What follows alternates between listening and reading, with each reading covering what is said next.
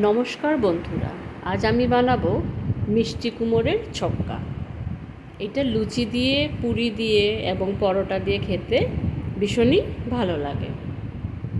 এটা বানানোর জন্য আমি প্রথমে একটা কড়াইয়ের মধ্যে জিরা, ধনে, লাল লঙ্কা এগুলো আমি ভেজে নেব।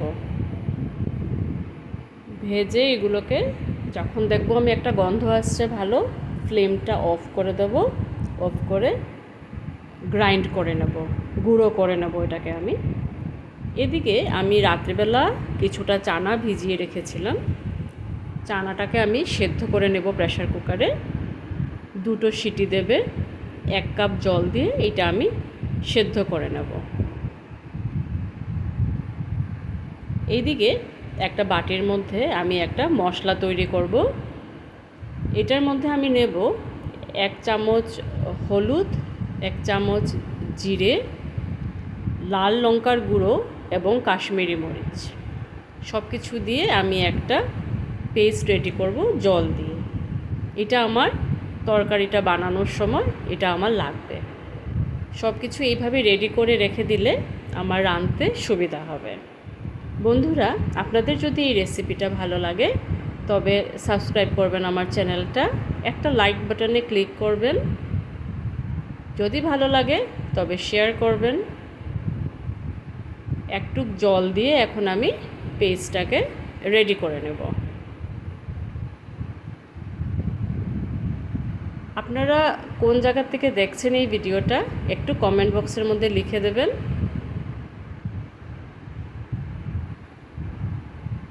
এখন পেস্টটা আমার রেডি হয়ে গেল।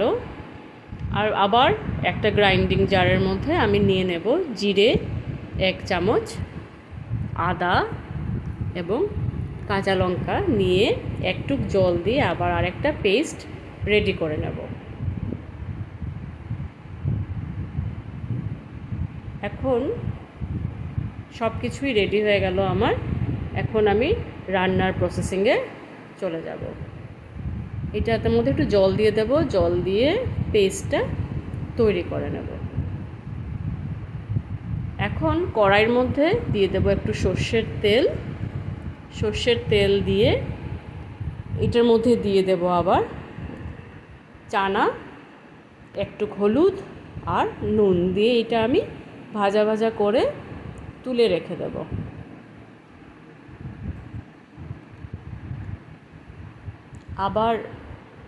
আবার কড়াইয়ের মধ্যে আবার তেল দেব, তেল দিয়ে জিরা ফোড়ন দেব। ফোড়ন দিয়ে এটার মধ্যে আমি চৌকো করে কাটা আলু আছে, ধুয়ে রেখেছি আমি, ওটা দিয়ে দেব এটার মধ্যে। আর একটু নুন দিয়ে ঢাকা দিয়ে রেখে দেব। আন্দাজ মতন দেব নুনটা, দিয়ে ঢাকা দিয়ে রেখে দেব। একটু জল দিয়ে দিলাম। ঢাকা দিয়ে রাখলে একটু সফট হয়ে যাবে, খেতেও ভালো লাগবে। আর আরেকটা কড়াইয়ের মধ্যে আমি তেল দিয়ে দিলাম পাশের ওভেনের মধ্যে। এটার মধ্যে দিয়ে দিলাম কুমড়ো চৌকো করে কাটা। এখন বন্ধুরা, এইটার মধ্যে আমি হলুদ, নুন বা চিনি কিছুই দেব না, এটা এমনিতেই কুক হবে। আলুর মধ্যে দিয়ে দিলাম একটু হলুদ, আলুটা সেদ্ধ হয়ে গেছে। কুমড়োর মধ্যে নুন বা চিনি দিলে এটা একদমই নরম হয়ে যাবে, খেতে ভালো লাগবে না। আলু তুলে রাখার পরে আবার কড়াইয়ের মধ্যে একটু তেল দিলাম, কালি জিরা ফোড়ন দিলাম, 80% কুক করা কুমড়োটা এটার মধ্যে ঢেলে দিলাম। এখন 80% কুক হয়ে গেছে। এখন আমি নুনটা দেব, আন্দাজ মতন দেব, কেননা আলুর মধ্যে নুন দেওয়া ছিল। এখন মশলাটা দিয়ে দিলাম, যেটা জিরে আদার যে মশলাটা ছিল ওটা দিয়ে দিলাম এটার মধ্যে।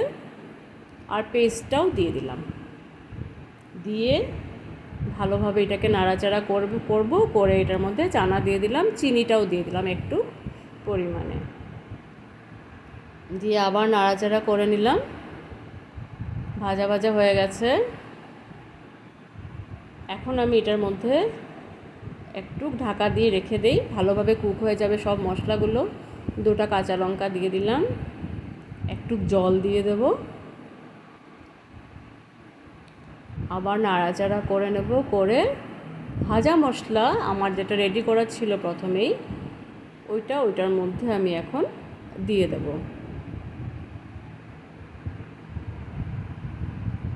এখন এটা দেওয়ার পরে এখনের যে গন্ধটা আসবে এটা ভীষণ ভালো লাগে, সব মশলা একসাথে মিশে যায় আর খুব ভালো লাগে গন্ধটা।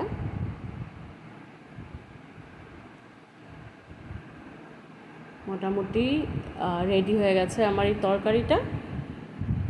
বাটিতে নামিয়ে নিলাম। আর এই তরকারিটা বললাম আপনাদেরকে, যেমন লুচি, পুরি, আপনাদের কী দিয়ে খেতে ভালো লাগে এই তরকারিটা একটু জানাবেন কমেন্ট বক্সের মধ্যে। আমি রেডি করে নিলাম আমার ব্রেকফাস্ট মেনু, সাথে আমার আছে লুচি ভাজা হয়ে গেছে। এখন আমি সার্ভ করে দিব লুচি আর কুমড়োর ছক্কা। ধন্যবাদ বন্ধুরা এই ভিডিওটা দেখার জন্য, অনেক অনেক ধন্যবাদ।